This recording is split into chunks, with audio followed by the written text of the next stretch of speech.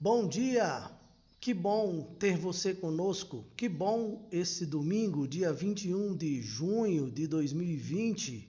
Que bom estarmos aqui para louvar o Senhor, para bendizer o Senhor nosso, Salvador nosso. Oh, glória a Deus por isso, não é? Que bênção, meus irmãos, que essa manhã nós podemos estar aqui. Eu estou na minha casa, você está na sua, mas estamos juntos em um só espírito para adorar a Deus e estudar a sua palavra na nossa escola bíblica dominical. Queremos começar essa manhã convidando você para orar. Vamos orar pela vida, vamos orar pela salvação e vamos orar pela edificação de cada um de nós. Oremos ao Senhor. Pai, essa manhã somos gratos ao Senhor pela sua bondade e pela oportunidade da vida. Louvado seja o teu nome, Criador e sustentador de todas as coisas. Colocamos-nos em tuas mãos, ó Pai, e louvamos o teu nome também pela salvação da nossa alma. Obrigado porque em grande amor tu fizeste isso. Obrigado porque, pelo teu grande amor, Jesus Cristo veio a este mundo para dar a vida por nós. E nós cremos nisso e por isso somos salvos. Louvado seja o teu nome pela nossa salvação e também por perseverarmos em oração diante do Senhor.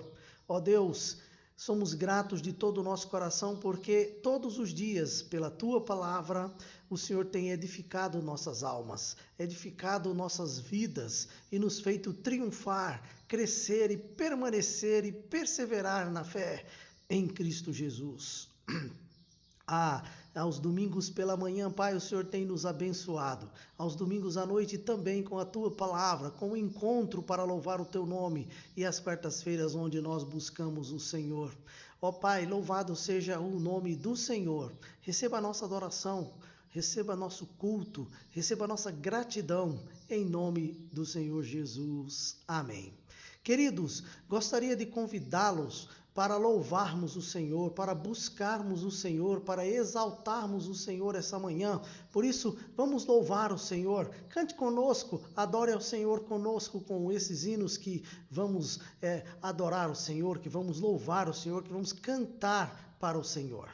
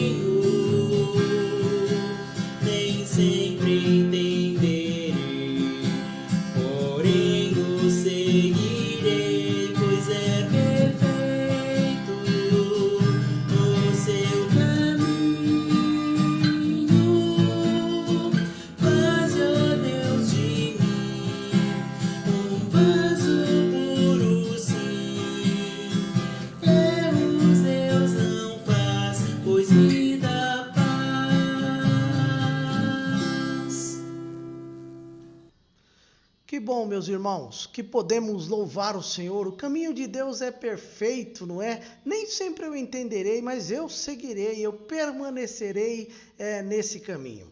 Queria lhe dar algumas informações da igreja essa manhã, informações que eu creio que você já sabe, você que é membro da nossa igreja, que é congregado, mas você que está assistindo conosco pela primeira vez, ou talvez a segunda vez, ainda não sabe ainda, né, de todas as informações da igreja. Primeiro é que às quartas-feiras, às 19h30, nós nos reunimos pelo Facebook para adorar o Senhor, buscando ao Senhor em oração e estudando a palavra de Deus no Evangelho de Marcos. Nós lemos um texto a cada quarta-feira, explicamos esse texto e aplicamos em nossas vidas. Você é convidado para estar conosco. Se você quer fazer um pedido de oração para nós orarmos toda quarta-feira, então você pode mandar esse pedido, não é, pelo Facebook ou pelo WhatsApp, e na quarta-feira nós estaremos orando.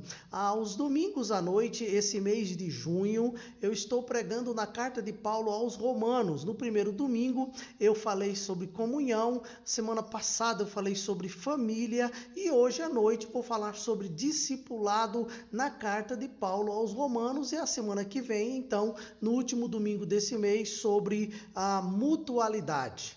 Queria também convidar você, membro da nossa igreja, congregado da nossa igreja, que tem a responsabilidade de manter a obra de Deus, de sustentar a obra de Deus, o ministério de Deus na Igreja Batista do Livre-Arbítrio, no Jardim das Palmeiras, em Uberlândia, a contribuir, dedicar suas vidas e seus bens. Nós dizemos sempre isso: cada um contribua segundo tiver proposto no coração. É o que Paulo diz em 2 Coríntios 9:7. O banco da igreja é o Sicoob, o número é 756, a agência é 4264 e a nossa conta corrente é 518808. Tá bom? Nós precisamos da sua ajuda e juntos, vamos continuar fazendo a obra de Deus.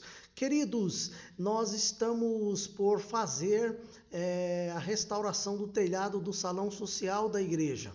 E também vamos precisar dar uma melhorada no serviço que foi feito no telhado da igreja. Apenas fazer uma outra cobertura perto da segunda torre da igreja, porque pode ser que ainda vaze água. Então vamos fazer como na primeira torre da igreja, ele tem um telhadinho, vamos fazer esse outro telhadinho na segunda torre. E aqui no salão social, como eu disse, nós temos que retelhar uma parte, porque um dos ventos fortes, uma ventania forte que deu ao mês passado, levantou o telhado. A gente não sabia.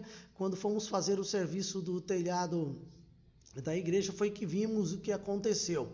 Então vamos precisar fazer isso. Contamos com sua ajuda, tá bom? Contamos com suas ofertas. Pedimos que, se você sentir no seu coração fazer uma oferta especial para a gente fazer esse serviço, Deus te abençoe. Se você está tendo dificuldade para depositar, para fazer transferência para a conta da igreja, entre em contato conosco que nós vamos providenciar um meio mais fácil de você fazer isso, de você contribuir. Não deixe de contribuir segundo propor no seu coração, tá bom? Em nome do Senhor Jesus, tá?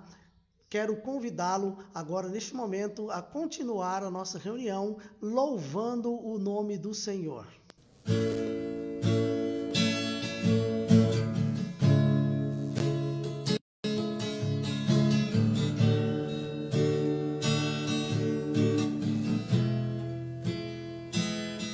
Nosso Deus é soberano.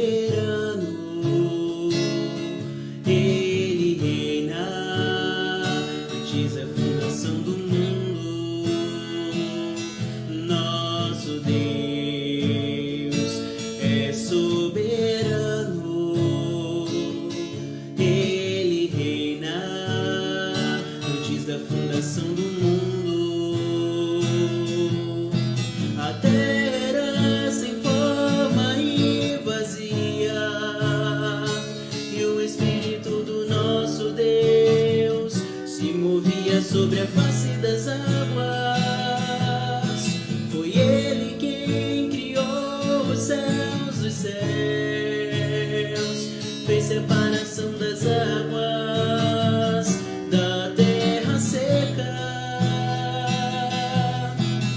Ele quem criou os luminares, que criou a natureza e formou o homem.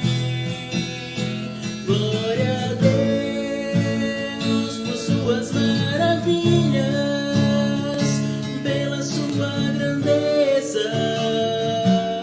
Glória a Deus, glória a Deus por suas maravilhas, pela sua grandeza.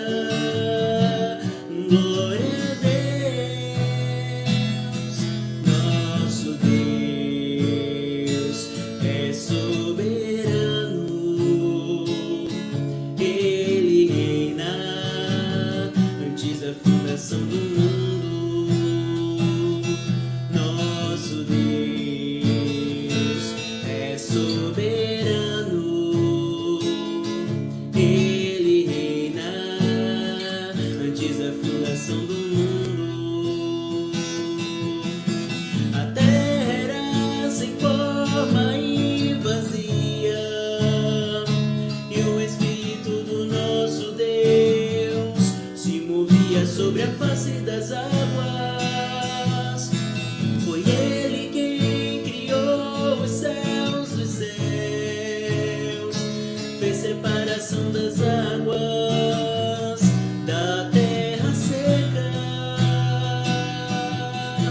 Foi Ele quem criou os luminares e criou a natureza e formou o homem. Glória a Deus por suas maravilhas, pela sua grandeza. Glória a Deus, glória a Deus por suas maravilhas, pela sua grandeza. Glória a Deus, glória a Deus por suas maravilhas, pela sua grandeza. Glória a Deus, glória a Deus.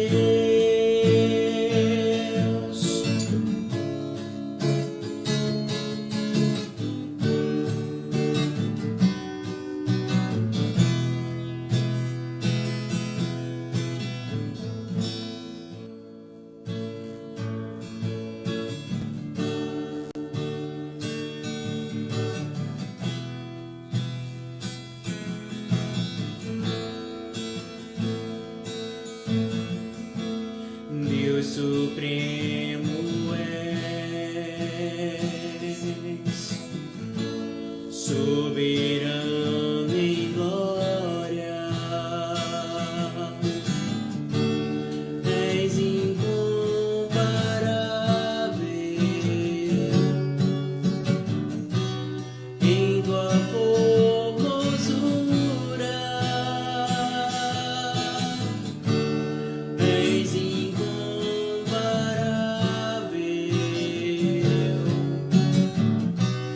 em tua majestade.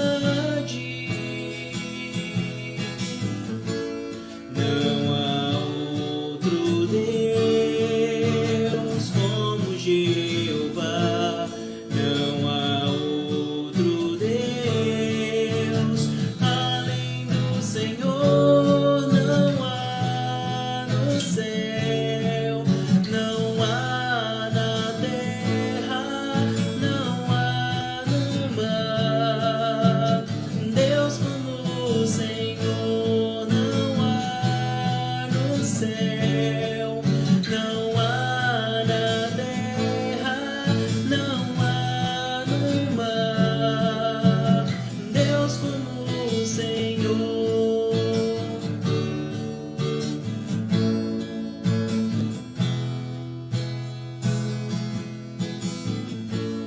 Deus supremo és,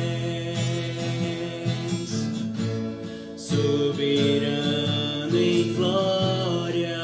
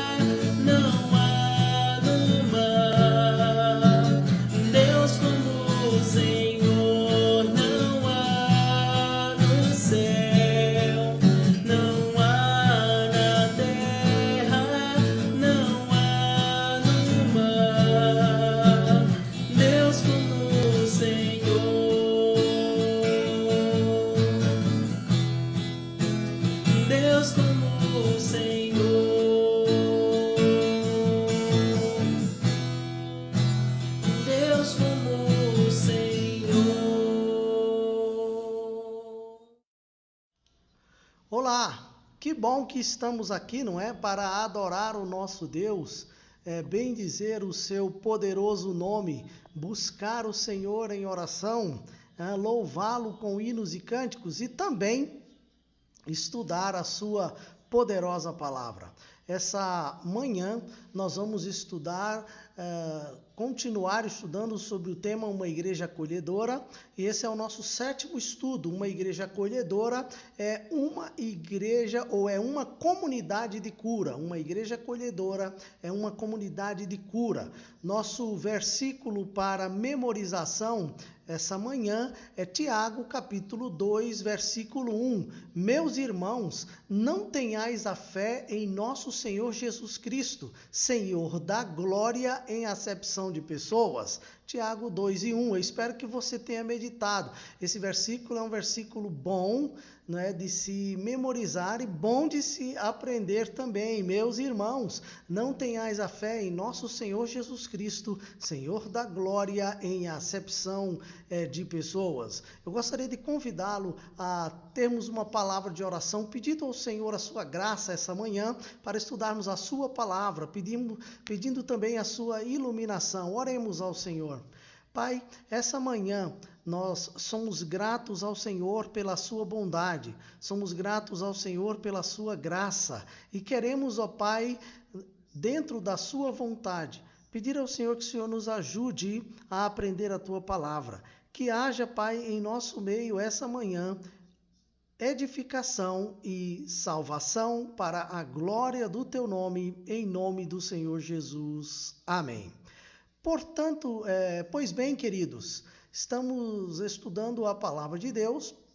Nosso texto hoje é na carta de Tiago e eu gostaria de convidar você para estudar comigo. Gostaria de convidar você para estar comigo aqui essa manhã, bendizendo o Senhor no estudo de sua palavra.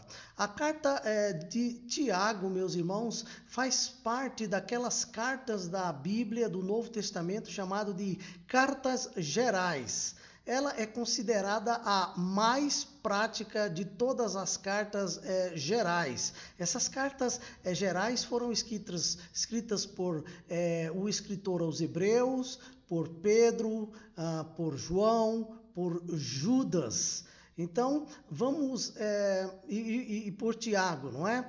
E vamos estudar então esse texto de Tiago que faz parte das cartas gerais. Essa carta de Tiago tem sido chamado, dentre outras maneiras, de um manual prático para a vida e conduta cristã. Por quê? Porque ela trata de assuntos espirituais enfrentados pelos cristãos no seu dia a dia, não somente dos seus leitores originais, mas também para nós hoje. Não é? Os seus leitores primários estavam enfrentando grandes dificuldades em manter a sua fé, em perseverar na fé, e hoje nós não somos diferentes, temos as nossas dificuldades para estarmos de pé.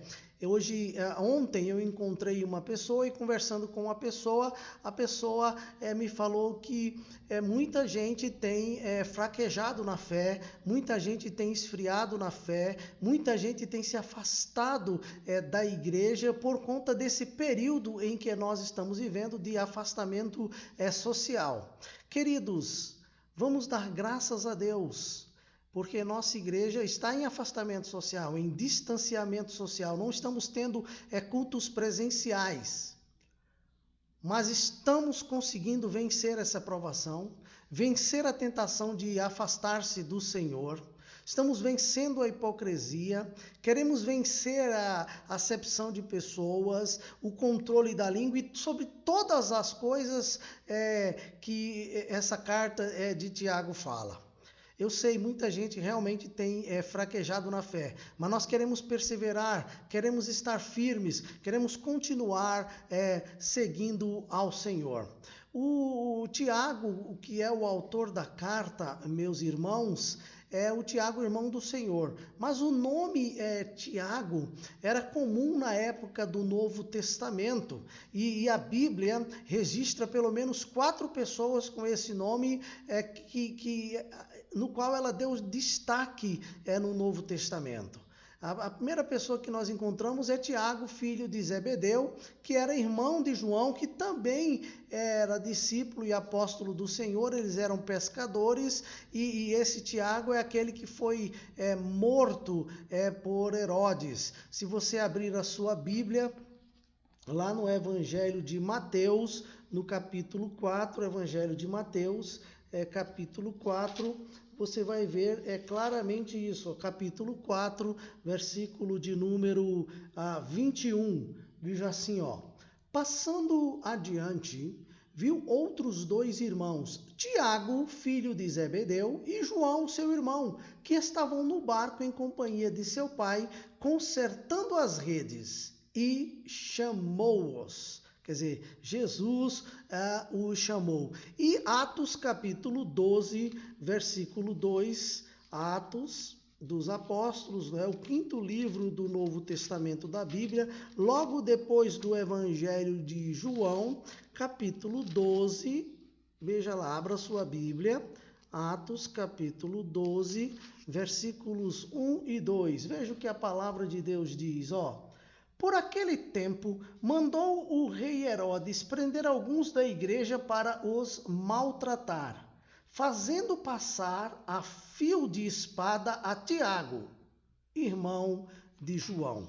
Foi um dos primeiros mártires da igreja. Mas a Bíblia fala sobre um outro Tiago também, o pai de Judas, não Judas Iscariotes. Veja lá, Lucas capítulo 6, versículo de número 16. Você pode abrir a sua Bíblia e você pode conferir. Lucas, capítulo 6, versículo 16, diz assim, Judas, filho de Tiago, e Judas Iscariotes, que se tornou traidor. Lá em Mateus, esse Judas é chamado de Tadeu, Judas Tadeu. Por isso, se você ler lá em Mateus, no capítulo 13, você vai ver que está escrito lá Tadeu, no lugar de Judas, mas era Judas Tadeu, filho de Tiago.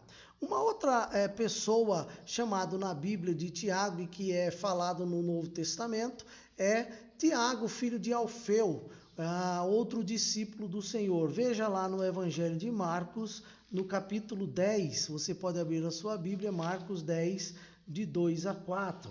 Marcos 10, de 2 a 4, tá bom? Veja lá na sua Bíblia, olha o que diz a palavra de Deus. Marcos, desculpa, estava olhando aqui, mas é Mateus, não é Marcos, é Mateus 10, de 2 a 4. Mateus 10, de 2 a 4. Pode abrir a sua Bíblia, Mateus 10, de 2 a 4. E é aqui onde a Mateus faz a citação dos nomes dos apóstolos. E é onde tem escrito Tadeu em lugar de Judas, filho de Tiago. Olha o que diz. De 2 a 4. Ora, os nomes dos 12 apóstolos são estes. Primeiro, Simão, por sobrenome Pedro, e André, seu irmão, Tiago, filho de Zebedeu. Pedro e André, seu irmão. Tiago, filho de Zebedeu, e João, seu irmão. Filipe e Bartolomeu, Tomé e Mateus, o publicano. Tiago, filho de Alfeu, e Tadeu. Tadeu, Judas, né? Simão, o Zelote, e Judas Iscariotes, que foi quem o traiu. Então, Tiago, filho de Alfeu, e aquele Judas lá, que é chamado aqui de Tadeu. Simão, o Zelote, e Judas Iscariotes, quem o traiu. Esses são os apóstolos do Senhor, e entre eles nós temos esse Tiago aí, filho de Alfeu, que aparece de novo, o nome dele aparece nas listas dos discípulos e apóstolos, no caso do Senhor, e em Atos capítulo 1. Atos capítulo 1, versículo de número 13. Atos capítulo 1, versículo de número 13, Atos dos Apóstolos, veja lá, 1 e 13. Quando ali entraram, subiram para o cenáculo, onde se reuniram Pedro, João, Tiago, André, Filipe, Tomé, Bartolomeu, Mateus, Tiago, filho de Alfeu, Simão o Zelote e Judas, filho de Tiago. E não mais Judas Iscariotes, porque Judas Iscariotes já havia morrido nessa época e ia precisar ser substituído. Outra pessoa que a Bíblia fala e que cita o nome Tiago, Tiago, o irmão do próprio Senhor Jesus. Veja, Mateus capítulo 13, você pode abrir a sua Bíblia aí e você pode conferir. Mateus capítulo 13, vamos ler, Mateus capítulo 13, Mateus capítulo 13, a gente não pode mais fazer isso que eu fiz, né? Molhar o dedo na língua para abrir a Bíblia, não é? Além de ser anti-higiênico, né? A gente já sabia disso, agora nós temos um outro perigo, eu estou sempre me esquecendo disso. 13:55, veja o que diz a palavra de Deus no Evangelho de Mateus, capítulo 13, versículo 55, veja. Não é este o filho do carpinteiro? Não se chama sua mãe Maria e seus irmãos Tiago, então seus irmãos Tiago, José, Simão e Judas? Se você ler o restante, que é o versículo, se você ler o versículo 56, ele fala das irmãs de Jesus também, ele diz assim, não vivem entre nós todas as suas irmãs? Que coisa, não é? Esse Tiago, ele se tornou líder da igreja em Jerusalém, quer dizer, o irmão do Senhor Jesus se tornou líder da igreja em Jerusalém. Veja Atos, capítulo 15, Atos dos Apóstolos, né? Voltando lá para Atos, capítulo 15, versículos 13, depois capítulo 21 e 18. Atos, capítulo 13, capítulo 15, versículo 13, não é capítulo 13. Capítulo 15, versículo 13, diz assim, ó. Depois que eles terminaram, falou Tiago dizendo, irmãos, atentai nas minhas palavras. Isso é um parecer dele em relação àquela dificuldade que os irmãos estavam tendo em relação às pessoas gentias que se convertiam e o que é que tinha que fazer, se eles tinham que se circuncidar, guardar algumas coisas da lei. Então a igreja se reuniu em assembleia, os apóstolos, e então eles decidiram, não é, iluminados pelo Senhor, o que fazer. Então Tiago, que era o líder, escreveu uma carta recomendando às igrejas. Agora veja capítulo 21 de Atos, 21, versículo 18. 21, versículo 18, ó. No dia seguinte, Paulo foi conosco encontrar-se com Tiago e todos os presbíteros se reuniram, quer dizer, toda a liderança da igreja se reuniu em Jerusalém, tá bom? E Gálatas, capítulo 2, né? Gálatas é um livro logo depois de 2 Coríntios, capítulo 2, versículo 9. Olha o que diz a palavra de Deus. E quando conheceram a graça que me foi dada, Tiago, Cefas, que é Pedro, e João, que eram reputados colunas, me estenderam a mim e a Barnabé a destra de comunhão, a fim de que nós fôssemos para os gentios e eles para a circuncisão. Você veja, Tiago é citado em primeiro lugar porque ele era o líder da igreja, mas junto com Pedro e João, eles eram as colunas da igreja, quer dizer, eles eram a maior liderança da igreja na época. E diz assim, recomendando-nos somente que nos lembrássemos dos pobres, o que também me esforcei por fazer. Veja a recomendação pelos pobres, e quando lemos a carta de Paulo quando lemos a carta de Tiago, a gente vai ver muito bem que Tiago deu uma reforçada nisso sobre a igreja. Esse Tiago, o irmão do Senhor Jesus, como eu disse antes, é o autor da carta de Tiago, e ele se apresenta nessa carta, no capítulo 1, versículo 1, como servo de Deus e do Senhor Jesus Cristo. Ele diz, às 12 tribos que se encontram na dispersão, saudações. Esse versículo 1 da carta de Tiago e capítulo 1, não é? Nele nós temos informações importantes aqui sobre a carta, nessa carta de Tiago. A primeira informação importante é que Tiago se apresenta como servo de Deus e do Senhor Jesus Cristo. O que nós aprendemos dessa saudação, dessa maneira de Tiago se apresentar diante dos irmãos, ou de colocar quem ele era, o que ele fazia, né, diante de Deus? Nós aprendemos o seguinte, que o senhorio de Jesus Cristo sobre nós está acima de qualquer outra relação que possamos ter com ele. Não é? Tiago era irmão por parte de mãe de Jesus. Agora pense comigo, Jesus era o seu irmão mais velho. Ele possivelmente, depois que José faleceu, teve que se submeter ao Senhor Jesus como irmão e como dono da casa. Agora, uma coisa interessante, mesmo sendo irmão do Senhor Jesus, conhecendo ele de perto, na intimidade, ele disse, eu sou servo de Jesus Cristo. Sou servo de Jesus Cristo. Esse Tiago, com os outros irmãos do Senhor Jesus, converteram-se ao Evangelho do Senhor Jesus, ao Evangelho de Deus, depois da crucificação e da ressurreição do Senhor Jesus. Queridos, segunda coisa que nós aprendemos aqui é que Jesus Cristo é Deus e faz parte da Trindade. Ele é o Deus Filho, a segunda pessoa da Trindade. Veja que Tiago coloca Jesus em pé de igualdade ao Deus Criador dos céus e da terra. Ele diz servo de Deus e do Senhor Jesus. Quando ele diz assim, e do Senhor Jesus, ele está dizendo assim, eu sou servo do mesmo Deus. O nome dele é Jesus Cristo. Olha que coisa maravilhosa. Jesus é a segunda pessoa da Trindade, juntamente com a primeira, Deus, o Criador, Deus o Pai, e com a terceira, Deus o Espírito Santo, o Consolador.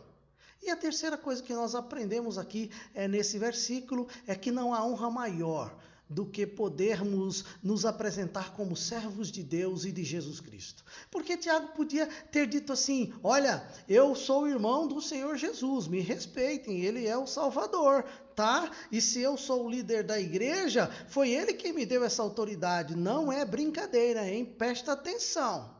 Mas ele não disse isso. Ele disse, Tiago, servo de Deus e servo do Senhor Jesus Cristo.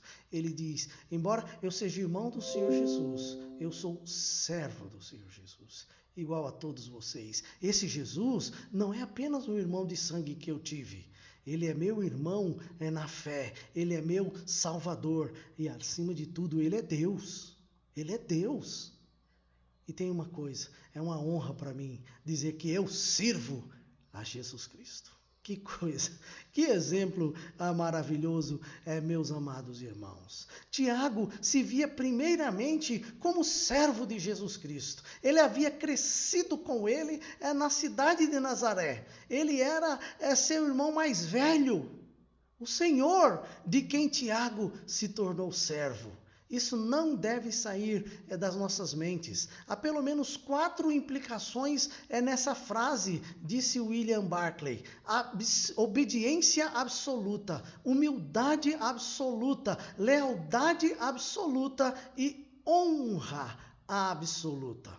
Segunda coisa aqui que nós aprendemos no versículo 1 é que a carta de Tiago é endereçada às 12 tribos que se encontram na dispersão.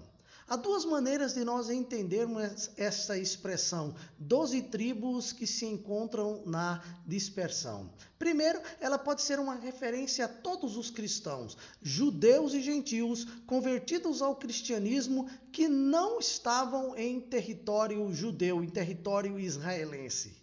Segundo, pode ser uma referência aos judeus dispersos pelo Império Romano, convertidos ao cristianismo. Há uma discussão grande sobre isso. Eu prefiro crer que não era apenas aos judeus dispersos pelo Império Romano, mas havia convertidos gentios no meio deles. Mas isso é uma discussão grande, mas nós precisamos ter equilíbrio. Eu prefiro crer assim, mas isso não muda o fato de que Tiago escreveu para aquelas tribos que estavam dispersas ou longe do território judeu.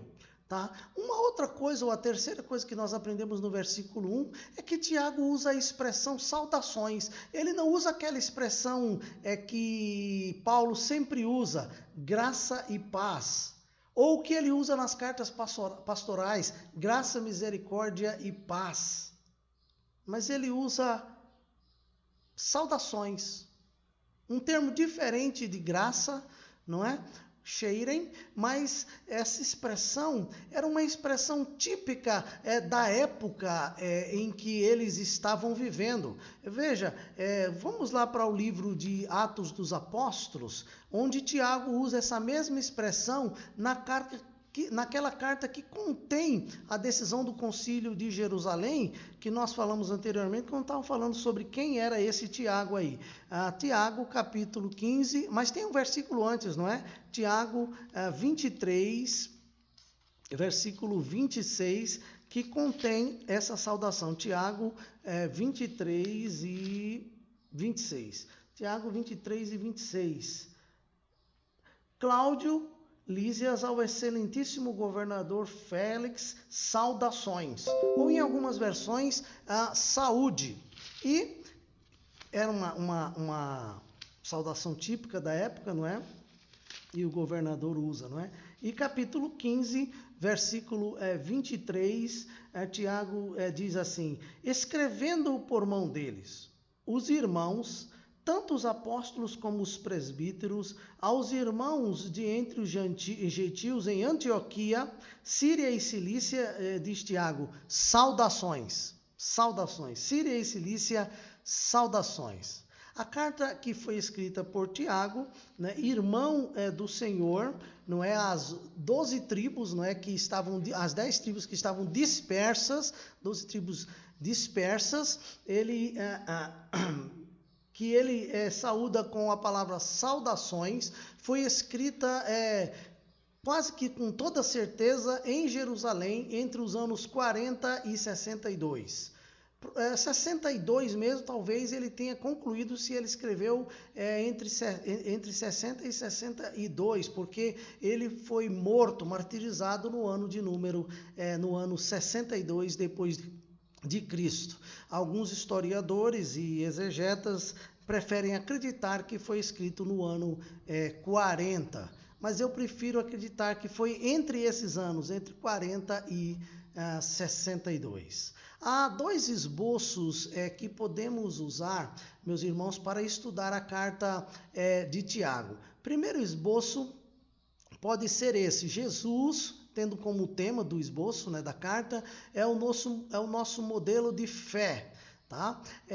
Capítulo 1, fé vitoriosa sobre a tentação. Capítulo 2, a fé revelada pelos nossos atos. Capítulo 3, fé revelada pelas nossas palavras. Capítulo 4, fé revelada pela pureza de caráter.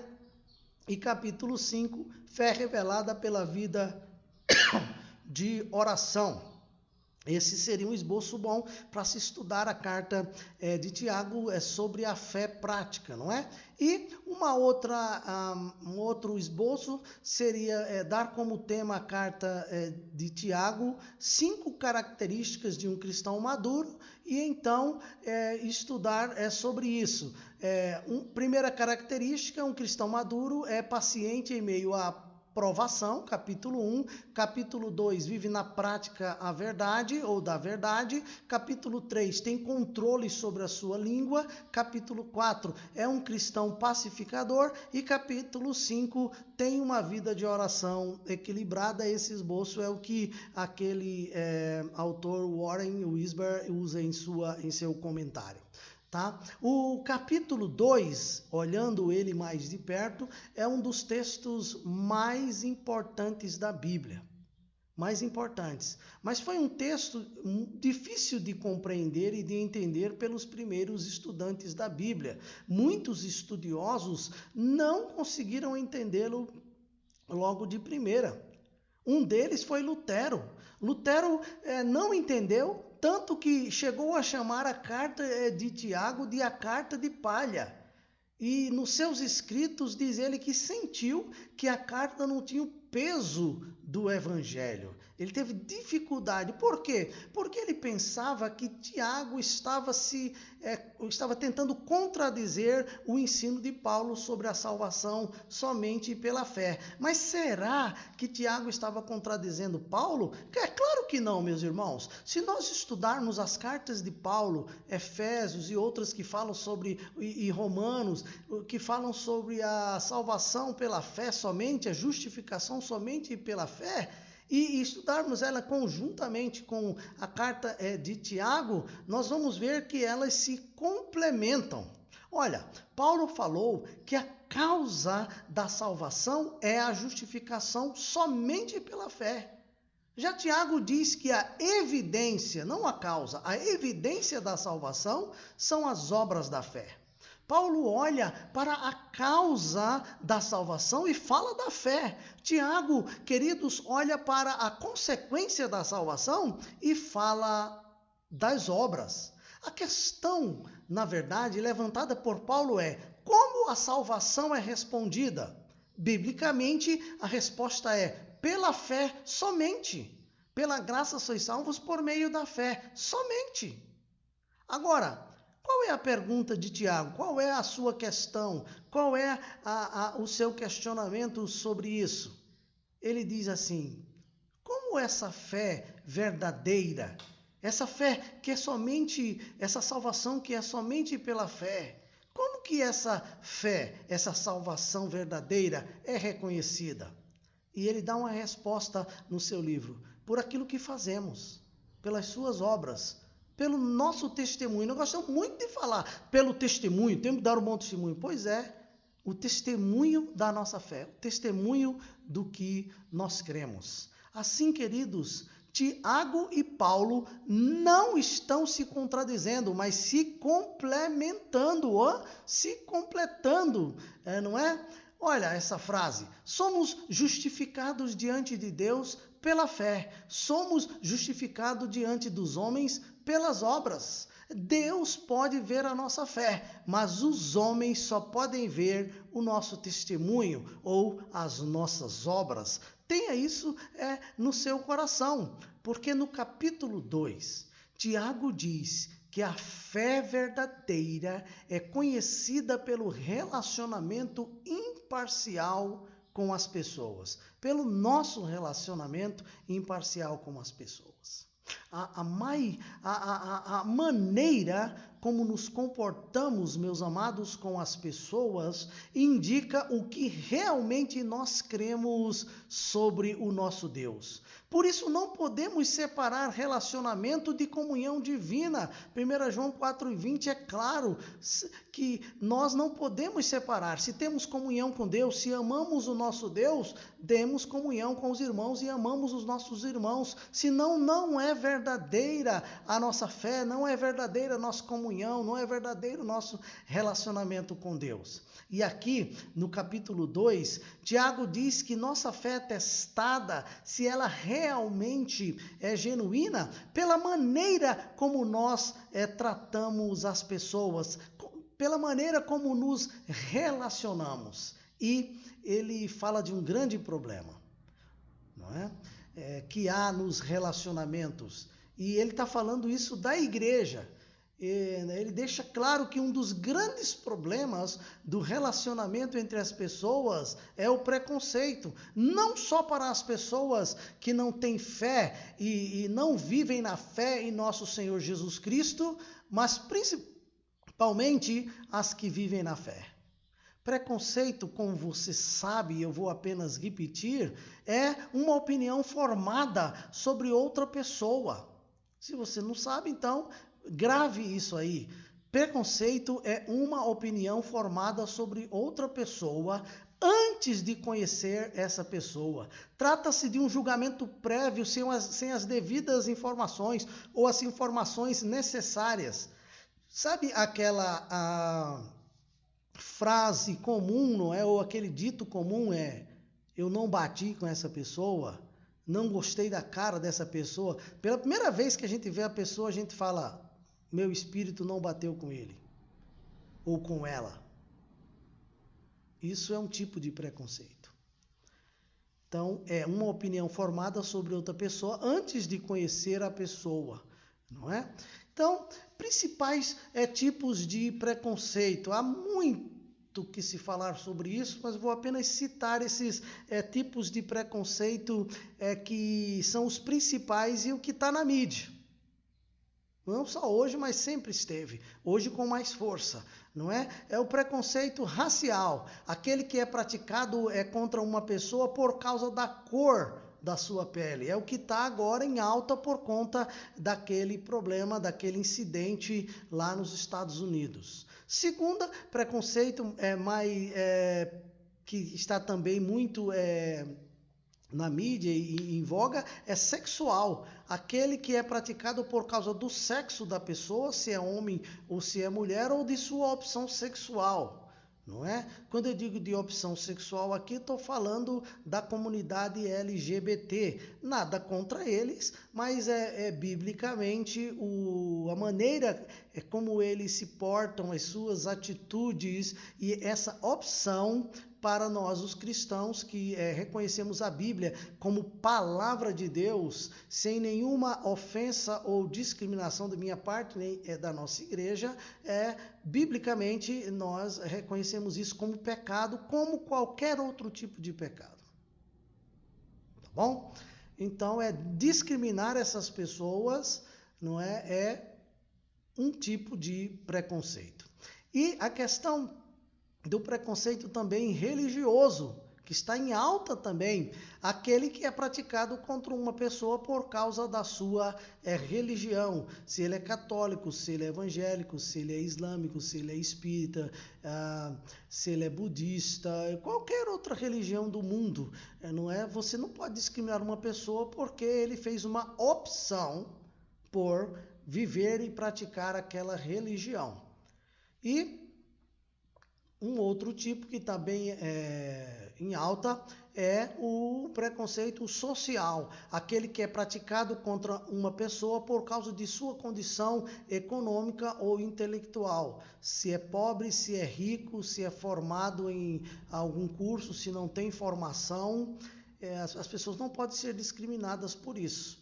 Então, esses são os principais tipos de preconceito: racial, sexual, religioso e social. Tá bom? O preconceito, queridos, como nós temos visto na definição, determina como as pessoas se tratam, gerando o que a Bíblia chamou aqui de acepção de pessoas, que é o nosso versículo, capítulo 2, versículo 1. Não tenhais a fé em nosso Senhor Jesus Cristo, Senhor da glória, em acepção de pessoas. Então, Tiago, no versículo 1 do capítulo 2, observa que estava havendo na igreja, não fora da igreja, na igreja. Fora da igreja é natural que aconteça, quer dizer, não é natural, mas acontece, e nós vemos isso por conta do pecado e natureza pecaminosa do homem. Mas na igreja,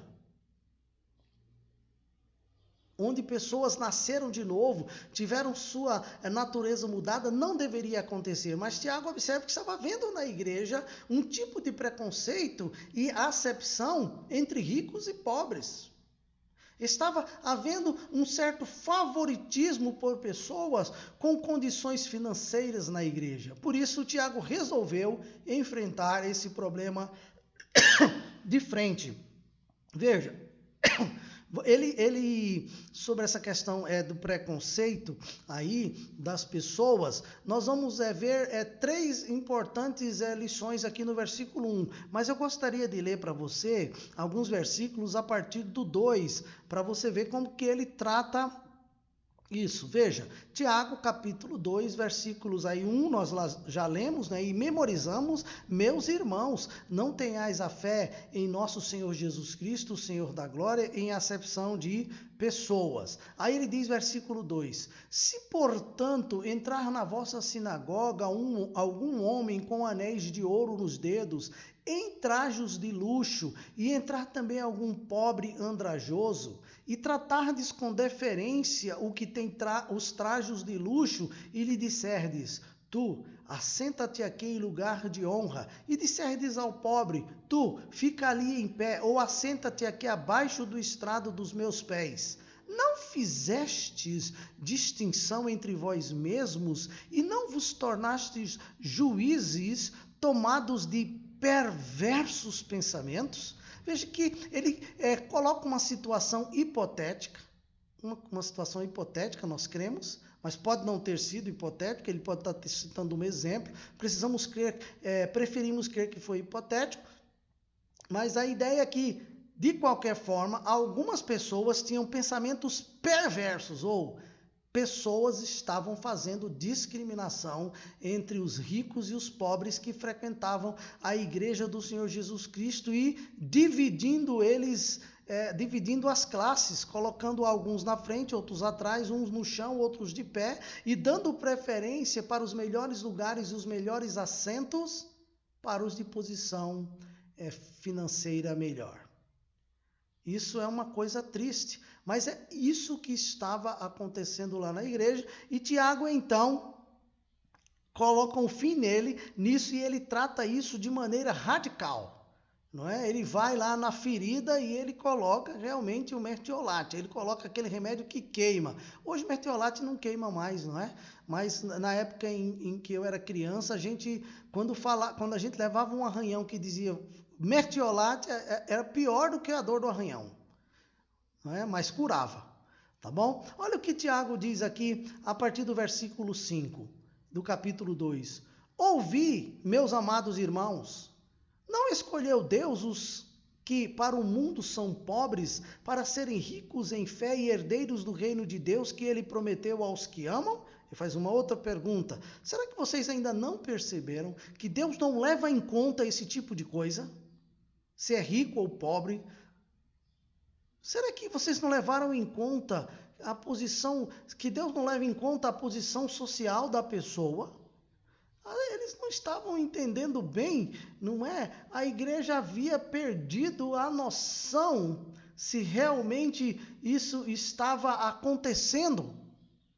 Olha, ele diz assim: entretanto, vós outros menosprezastes o pobre. Não são os ricos que vos oprimem, e não são eles que vos arrastam para tribunais? Não são eles os que blasfemam o bom nome que sobre vós foi invocado, o nome de Jesus, não é? Se vós, contudo, observais a lei régia, segundo a Escritura, amarás o teu próximo como a ti mesmo, fazeis bem. Se todavia, veja versículo 9, fazeis acepção de pessoas, cometeis pecado, sendo arguidos pela lei como transgressores. Pois qualquer que guarda toda a lei, mas tropeça em um só ponto, se torna culpado de todos. Então ele cita aqui alguns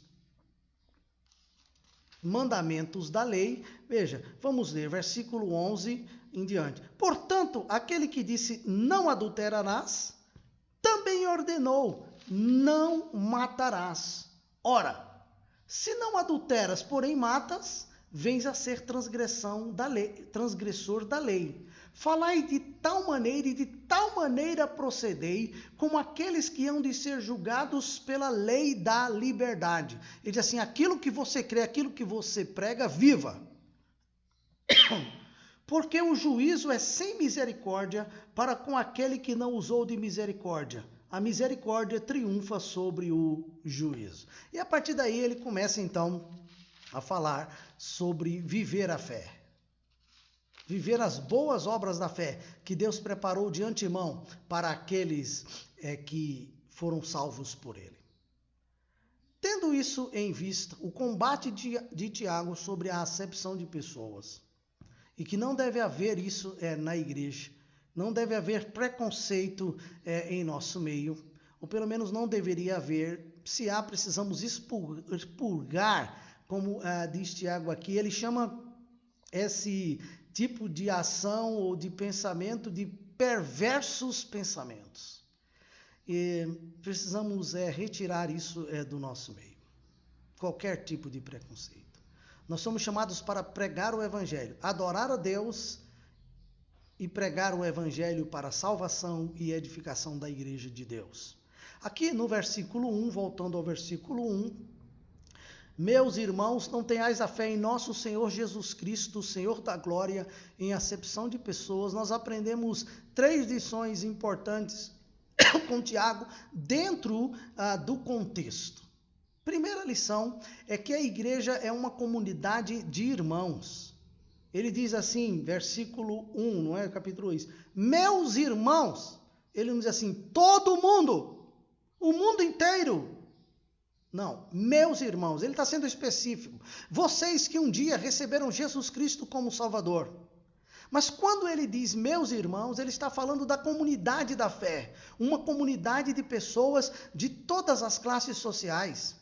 A igreja é essa comunidade, é este ajuntamento, é esta assembleia, onde todas as pessoas de todas as classes, sem distinção, se reúnem e estão juntas em Jesus Cristo pela fé, somente pela fé.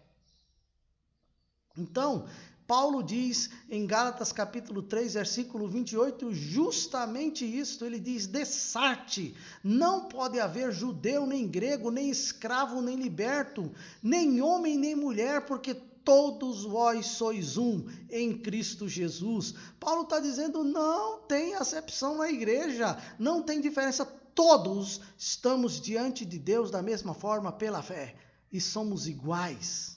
Veja Colossenses 3:11, Paulo escrevendo aos Colossenses, falando sobre a igreja, ele diz, no qual, quer dizer, na igreja, no corpo de Cristo, na família de Deus, na comunidade da fé, no qual não pode haver grego nem judeu, circuncisão nem incircuncisão, bárbaro, cita, escravo, livre, porém Cristo é tudo em todos. Ele diz, quando nos tornamos parte da família de Deus, desculpa, quando passamos a integrar o povo de Deus pela fé em Cristo Jesus, que recebemos o Espírito Santo, a Bíblia diz, somos um em Cristo. Cristo é tudo em todos. Cristo é tudo em todos. A segunda lição que aprendemos no versículo 1 é a terceira parte que fala sobre não fazer acepção de pessoas. Ele diz, não temos a fé em nosso Senhor Jesus Cristo, Senhor da glória, em acepção de pessoas. Não fazer acepção de pessoas, meus amados, é um mandamento. Não olhar com favoritismo para as pessoas por causa de sua aparência e condição socioeconômica é uma característica de uma fé genuína. E é essa fé genuína que deve prevalecer sobre a nossa natureza pecaminosa. A imparcialidade é uma qualidade de Deus. Segundo o livro de Crônicas, capítulo 19, versículo de número 7, diz assim, agora, pois, seja o temor do Senhor convosco, tomai cuidado e fazei-o, porque não há no Senhor nosso Deus injustiça, nem parcialidade, nem aceita suborno. Deus não é parcial, ele é imparcial e ele não passa a mão em ninguém. Ele trata todos de igual forma. Lá em Deuteronômio capítulo 10, versículo 17 e 18, veja o que diz. O próprio Deus falando ao povo através de Moisés. Pois o Senhor, vosso Deus, é o Deus dos deuses e o Senhor dos senhores, o Deus grande, poderoso e temível. Olha o que Moisés diz, que não faz acepção de pessoas, nem aceita suborno, que faz justiça ao órfão e à viúva, e ama o estrangeiro, dando-lhe pão e vestes. Você já tinha lido esse versículo na sua vida? Todos os que leem a Bíblia anualmente, de Gênesis a Apocalipse, leem esse versículo.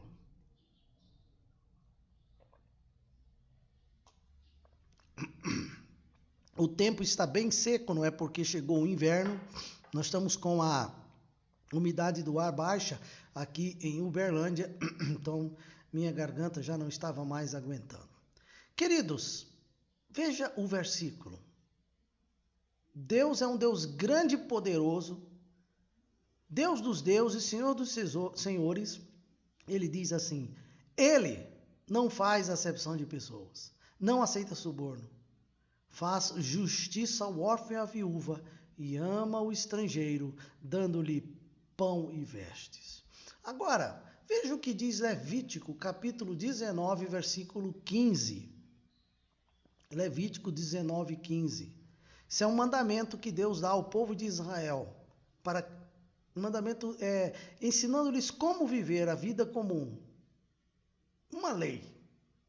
Não farás injustiça no juízo, nem favorecendo o pobre, nem comprazendo ao grande. Com justiça julgarás o teu próximo. O que você acha que Deus está dizendo aqui? Todos são iguais perante a lei. Todos têm que ser tratados da mesma maneira. Temos que abrir os nossos olhos, porque o mundo não está fazendo assim. Mas nós não podemos ser influenciados pelo mundo. Temos que influenciá-lo com a lei de Deus, a sua palavra. Olha, em Mateus, capítulo 22, versículo 16... as pessoas reconheceram que Jesus era essa pessoa, que não fazia acepção de pessoas. Olha o que eles disseram. E enviaram-lhes discípulos juntamente com os herodianos para dizer-lhes, quem eram esses discípulos aí? Discípulos dos fariseus, dos saduceus, das religiões ou da religião judaica. Os doutores da lei, juntamente com um partido, os herodianos, é o partido de Herodes da época, a dizer a quem? A Jesus. Por isso que eles usaram a palavra mestre. Veja, mestre, sabemos que és verdadeiro e que ensinas o caminho de Deus, de acordo com a verdade, sem te importares com quem quer que sejas. Quem quer que seja, porque não olhas a aparência dos homens. O que eles disseram aí? Que Jesus é verdadeiro, ensina o caminho de Deus, de acordo com a verdade. Que verdade? A verdade da Escritura, sem te importares com quem quer que seja. O que quer dizer? Jesus não faz acepção de pessoas. Ele não está olhando, não olhava nem olha para a aparência dos homens. Ou seja, para o que eles têm, para o que eles são na sua vida social, ou por quanto eles sabem, pelo seu conhecimento científico. Todos são olhados por Deus da mesma forma. Agora veja, Atos capítulo 10, versículo 34 e 35. Veja o que o apóstolo Pedro, pregando o evangelho do Senhor Jesus, com base nas escrituras do Antigo Testamento e com base naquilo que Jesus ensinou na sua vida, então Pedro dizendo, reconheço por verdade que Deus não faz acepção de pessoas. Pelo contrário, em qualquer nação, aquele que o teme e faz o que é justo lhe é aceitável. Veja, reconheço que Deus não faz acepção de pessoas. Essa era a ideia, o princípio no qual se pautavam os apóstolos, depois que lhes foi colocado isso por Jesus, pela maneira de viver e de ensinar e como ele tratou as pessoas. A igreja encarnou isso. Ela não faz acepção de pessoas, mas ela reconhece que quem tem temor a Deus, e faz o que é justo, quer dizer, vive como justificado em Cristo Jesus pela fé, é aceitável diante de Deus.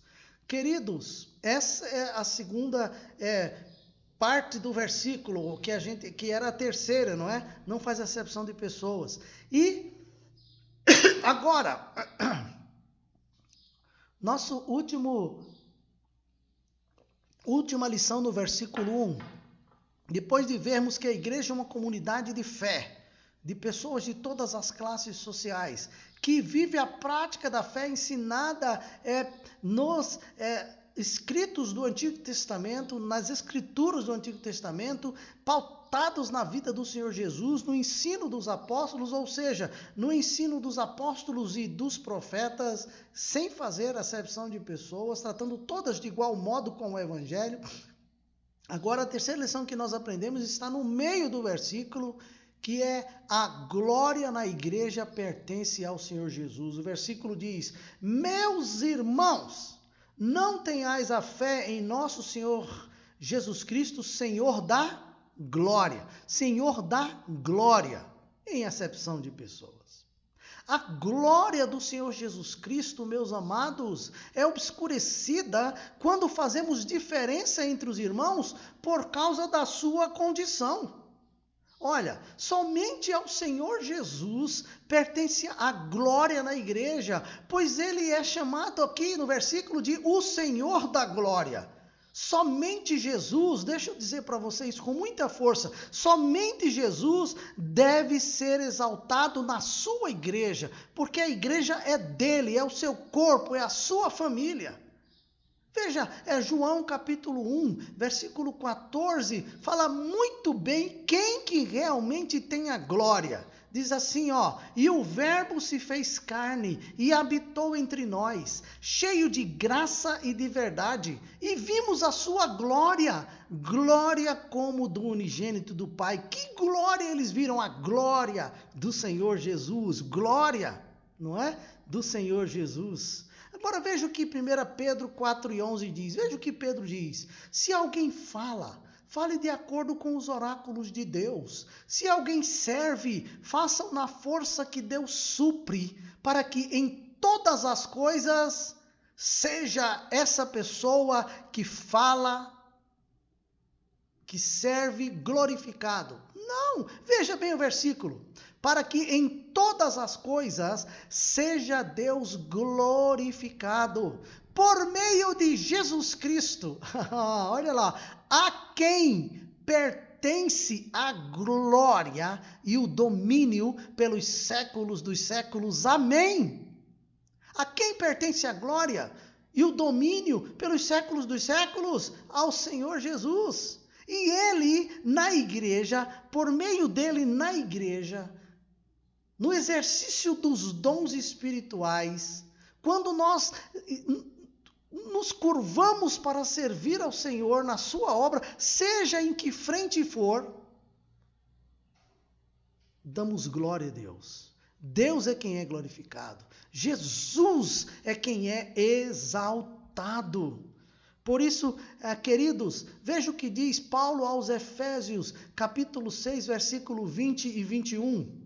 Ora, aquele que é poderoso para fazer infinitamente mais do que tudo quanto pedimos ou pensamos, conforme o seu poder que opera em nós, a ele seja a glória A Ele seja a glória, na igreja, escuta, na igreja e em Cristo Jesus, por todas as gerações, para todo sempre. Amém. Não, olha, deixa eu te falar, a glória que é dada a Deus em Jesus Cristo, a glória que é dada a Jesus Cristo, a exaltação que é dada a Jesus Cristo, a adoração que é dada a Jesus Cristo na igreja, não é apenas no tempo da igreja, mas é em todas as gerações, para todo sempre, desde que o mundo foi criado por Deus, até a eternidade, de eternidade a eternidade, por isso é para todo sempre, a glória é dada a Deus. Seja a glória dada a Ele em Jesus Cristo na igreja. Amém. Queridos, que coisa maravilhosa. Por isso, nós não podemos deixar de pensar nisso, e de fazer isso, e de viver de acordo com a palavra de Deus. Eu gostaria de concluir essa manhã, trazendo para você 3 aplicações. Primeira aplicação é que uma igreja acolhedora é uma igreja ou é uma comunidade de cura quando ela é uma comunidade de irmãos na fé em nosso Senhor Jesus Cristo. O que é uma comunidade de irmãos na fé em nosso Senhor Jesus Cristo?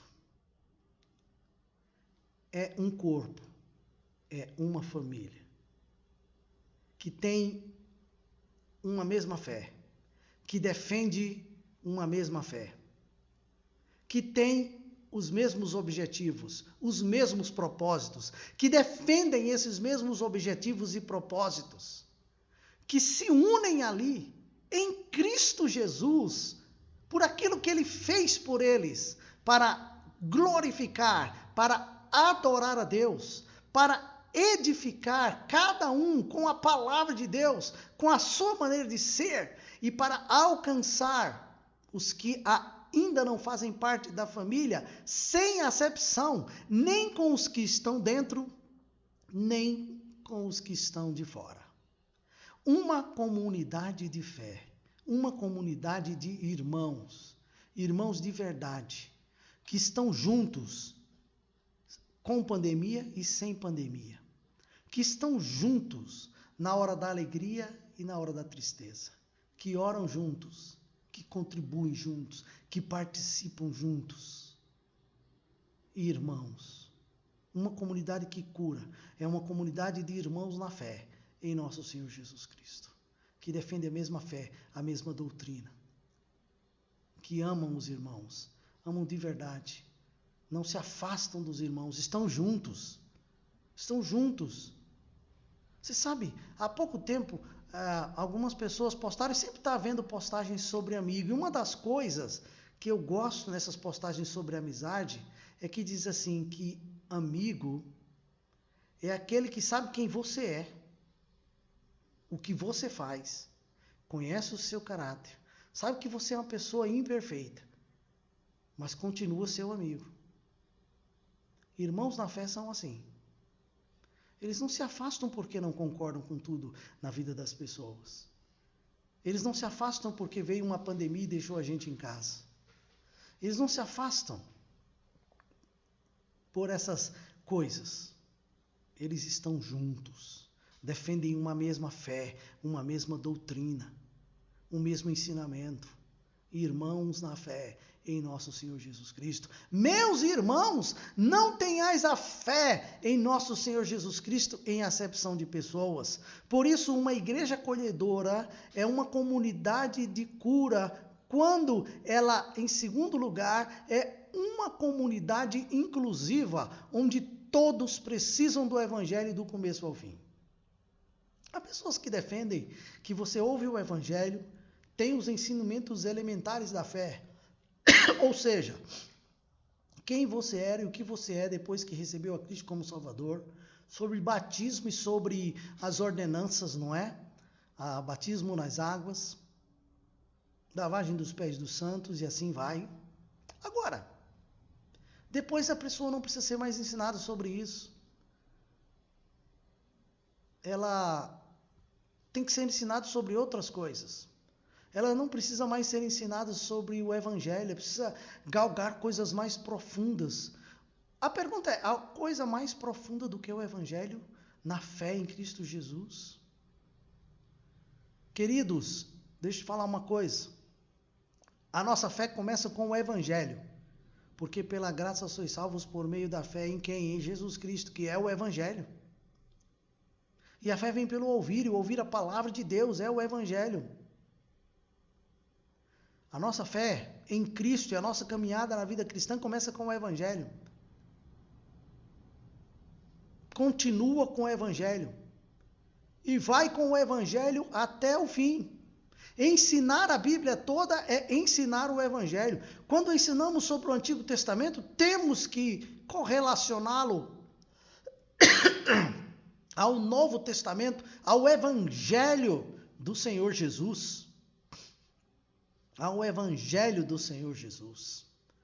E uma comunidade inclusiva é onde todos precisam do Evangelho do começo ao fim. É verdade. Algumas pessoas demoram mais a amadurecer. Mas não é porque demoram mais a crescer na fé e na espiritualidade que elas precisam do Evangelho mais do que os que crescem mais rápido, que amadurecem mais rápido e que estão amadurecendo mais rápido. Não, todos precisamos do Evangelho. Se nós reconhecermos isso, nós seremos uma igreja inclusiva. E em terceiro lugar, ou a terceira aplicação, é que uma igreja acolhedora é uma comunidade de cura quando ela é uma comunidade que glorifica a Deus com tudo o que é e com tudo o que tem. Tudo que somos vem de Deus, tudo que temos veio dele. E por que nós separamos coisas para adorar a Deus e para adorar ao mundo? Sei lá, será que eu posso dizer isso? Adorar a nós mesmos? Será que a avareza é idolatria? É feitiçaria, a Bíblia diz. É comparado a culto a Deus pagãos. Será que a autoexaltação, a procura por ser exaltado, reconhecido, ser aplaudido na igreja e fora dela, não é idolatria? Queridos, deixa eu falar uma coisa para vocês. Se nós queremos ser uma comunidade de cura, uma igreja acolhedora, Deus tem que ser glorificado com tudo que temos e que somos. Se somos filhos de Deus, irmãos em Cristo Jesus, e somos uma igreja inclusiva, Deus é glorificado com tudo que somos e que temos. Por isso, vamos nos desprender das coisas deste mundo. Não sei se você percebeu que basta um vírus, chamado Covid-19, para mostrar para a gente, não só a igreja, mas o mundo inteiro, quem nós somos de verdade. Quem nós somos de verdade. Por isso, querido, vamos glorificar a Deus com tudo que somos e que temos. Vamos abandonar as bobagens deste mundo e vamos passar a glorificar a Deus. Por isso, vamos realmente assumir a nossa posição como uma comunidade de irmãos na fé em nosso Senhor Jesus Cristo, como uma comunidade inclusiva, onde todos precisam do Evangelho do começo ao fim, e como uma comunidade que glorifica a Deus com tudo que é e com tudo que tem. Eu quero lhe convidar essa manhã para orar diante do Senhor e buscar a sua presença. Oremos. Pai, essa manhã, obrigado pelo ensino na carta de Tiago sobre uma comunidade de cura, uma comunidade de irmãos em Cristo, que defendem a mesma fé, que vivem por essa fé. Irmãos que sabem que precisam do Evangelho do começo ao fim e que não se separam, não separam-se da fé, do amor, da comunhão uns com os outros, por causa das coisas deste mundo, por causa da ambição, do poder, da avareza, da idolatria. Não. Irmãos que glorificam ao Senhor. E neste momento em que estamos ausentes uns dos outros, que estamos em nossos lares, que não podemos nos reunir, ó Pai, nos ajuda a ser uma comunidade de irmãos inclusiva, para a glória do Teu nome. E dá-nos a graça, Pai, de quando nós voltarmos a nos reunirmos, vivermos essa fé, na prática o que cremos. É isso que queremos ser. É isso, Pai, que queremos viver. Queremos glorificar o Teu nome com tudo que somos e com tudo que temos. Dá-nos essa graça, em nome do Senhor Jesus. Amém. Queridos, louvado seja o nome do Senhor. Essa manhã, eu quero dizer, Deus te abençoe. Tenha um bom restante de domingo. E logo mais à noite, às 19h30, eu quero convidar você para estar aqui conosco, para estudar a palavra de Deus na carta de Paulo aos Romanos. Nós vamos pensar um pouco sobre discipulado nessa carta. Eu quero convidar você para adorar a Deus conosco. Deus te abençoe, em nome do Senhor Jesus. Tenha um bom final de semana, em nome de Jesus. Amém.